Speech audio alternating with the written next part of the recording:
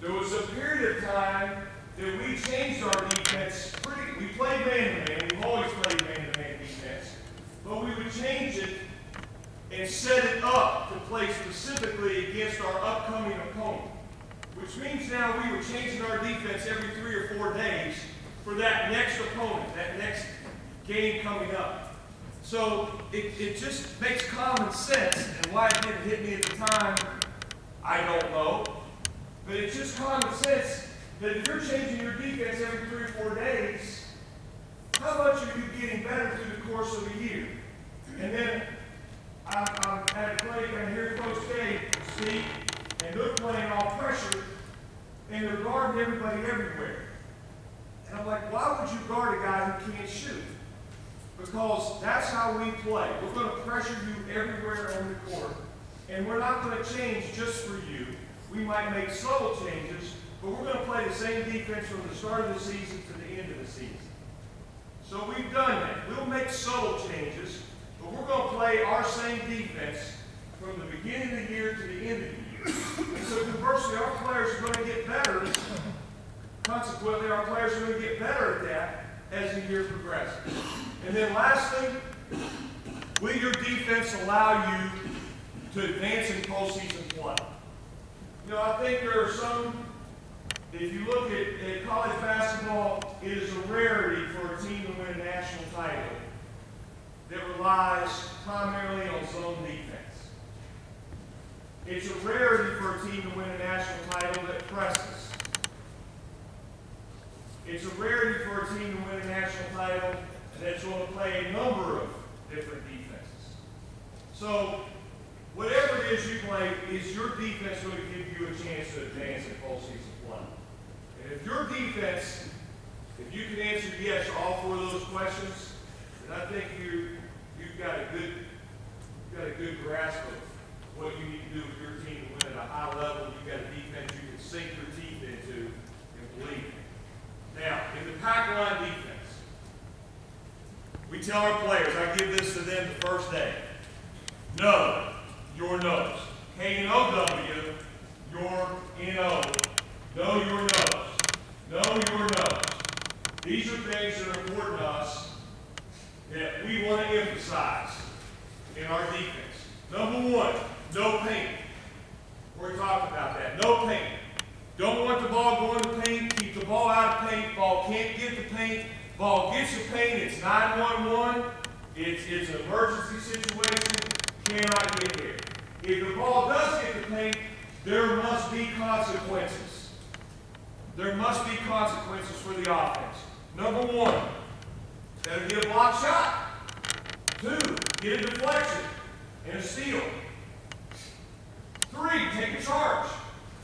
Or 4, hard foul. But something's got to happen. You get the ball to paint, there's got to be consequences. No paint. Number 2, we talked about no baseline. No baseline.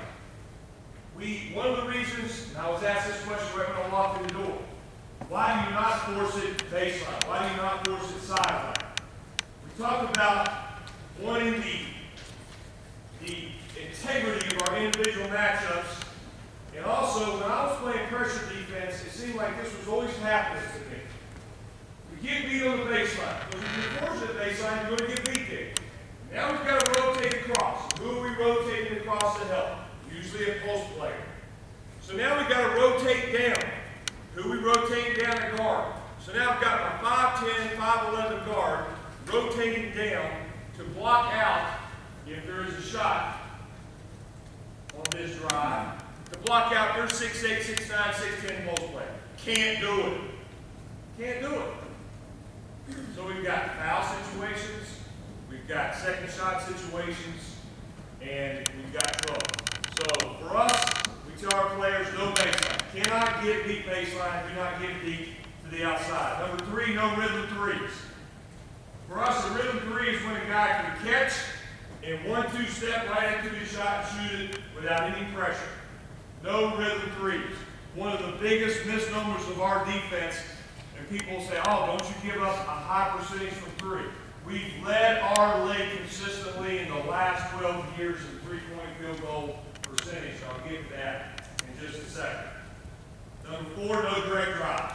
You can't let the ball just go by us. No blow-bys, as we say. No direct drives.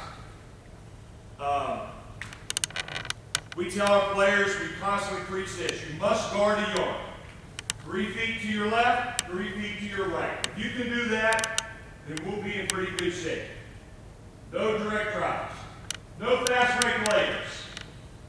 That's why we don't press, because I cannot stand to give up layups. It irks my very soul. Cannot give up layups. Not going to give up layups. We send 2 guys back on the shot. We have played games that we have sent 4 guys back on the shot. We have played games we've sent 5 guys back on the shot. But our basic rule is we send 2 back on the shot. And we have 3 guys who know the rebound. We don't send 2 guys on top. We send 2 guys who are designated and know they are get-back guys. On the shot, you get back. And we'll talk about that a little bit in a minute as well. Number 6, no second shots. In NCAA Division I college basketball, first shot field goal percentage. Take away fast breaks, take away offensive rebounds. First shot field goal percentage is less than 40%. So it just makes sense. If we're going to be one of the top defensive field goal percentage teams in our league, we cannot allow you to get second shots. And hence one of the reasons that we don't want the ball to beat us on the baseline, where we're going to have that mismatch on the block out. So obviously we spend an inordinate amount of time blocking out. And number 7, and this one's a big key, we mentioned briefly, no fouls. No fouls. Now I think it's important that you understand those things to understand our approach to defense. We don't want to let our opponent get the bonus before we do. We want to work to get into the bonus ahead of our opponent. Now I think there are 3 key thoughts in understanding our defense. And if I could, and I'll give you guys a chance to get warmed up, but just to walk our guys through this and let them see the whole and what we're doing. Could I have 4 guys in white shirts come up and just go guard, wing, and wing with the ball, and 4 guys with black shirts come up and guard these 4 guys. The number 1 thing, key thought in understanding our defense is this. You must pressure the ball. A lot of people say, oh, you're playing attack defense, you do not pressure. No, you must pressure the ball. So wherever the ball is, we want to be within a finger touch. And now we're going to take, and I notice on our courts, there's a line that's approximately right here for our coach's box. It's that old hash mark that used to be on the courts. And we'll take about 1 full step up, so it'd be just inside this blue line, and we call that our heat-up line. We're not going to extend past that line, but we are going to guard anything that's inside that heat-up line. That's a line that's going to go parallel to half court and run sideline to sideline.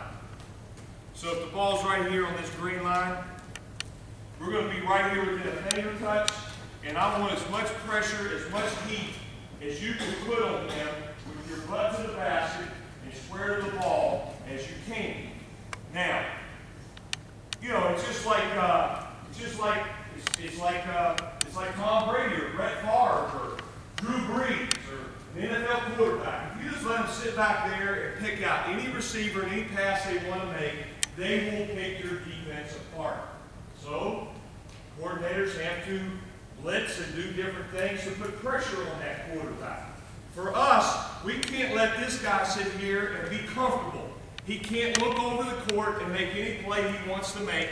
We have to get in his grill and heat him up. The better job we can do of pressuring the basketball and not getting beat, the better the rest of our defense will be. So the number 1 thing is pressure the ball. The number 2 thing, this is where it gets a little different, and this is a key thought. Our other players must all be positioned in help already. We put a 16-foot 16-foot arc around the court. So this is 19.9. It would be approximately 3 feet in, which is about right here. And that arc's going to be around the corner. Our other players, our other 4 defenders, in this case 3 since we have 4 out here, must all be inside that 16-foot arc. They're going to be positioned already in help. Already in help. Inside the arc and already in help. Here's the reason. To quote Chuck Daly, great coach of the Pistons and our Olympic coach of the first Dream Team. You don't get beat on the help. You get beat on the recovery. It's hard to do 2 things well. We were asking teams, we were asking players, let's put the ball in his hands. Let's have you go out and guard. You're going to be right here already in help so they can see the Easter. And you're going to be right here already in help, and we'll get to your position in just a second. Let's step up to the green line, and my offensive player get a green line, and defenders here. We were asking players to do this. We want them to be out here tonight. So now he starts to drive and he beats him. Starts to drive right there. Stop. So now I've got to come to help. And my momentum is going in this direction. He slides down. He makes the pass. It is impossible for me to recover to him. You can't do it. You can't do it. So take the ball back. Step back just a second. We have now positioned this guy already in help. So he's here. Our position is this. We want our ball side foot to be ahead. Our ball side foot is ahead.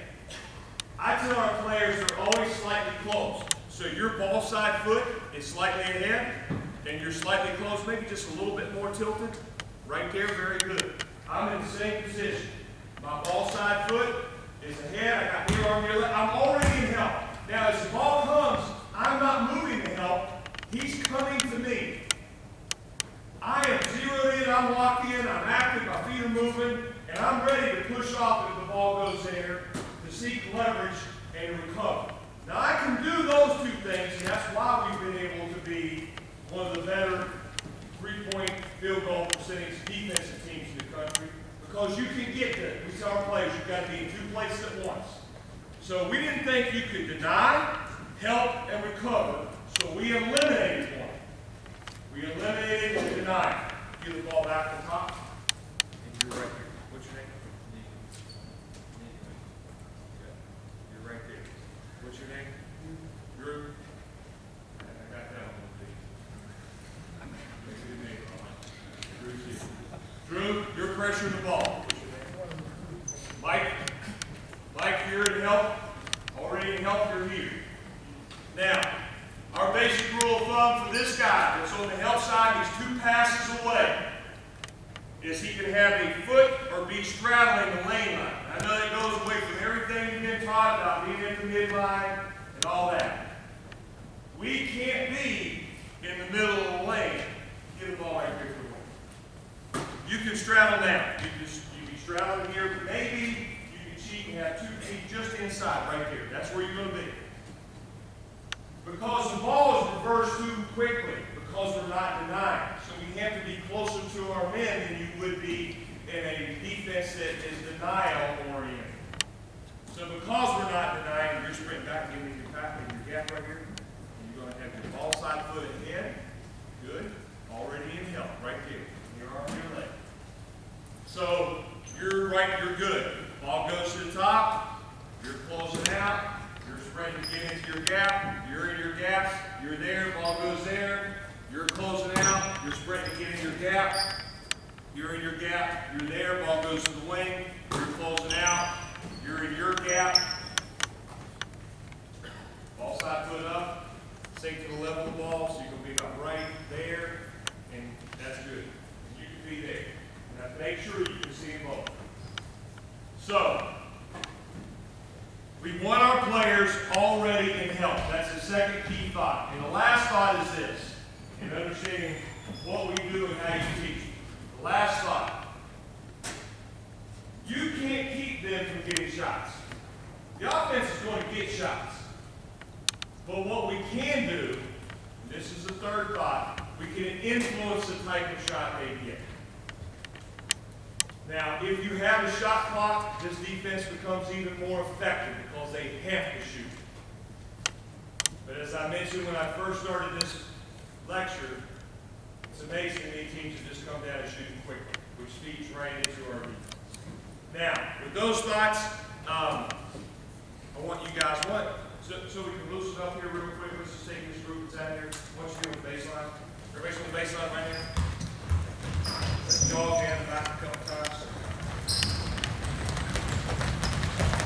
I'm going to take you through a couple of drills that we do to work our team on each of those three areas we just discussed. The first area is going to be pressure on the ball. The first drill we do, we call arming. It's a one-on-one drill.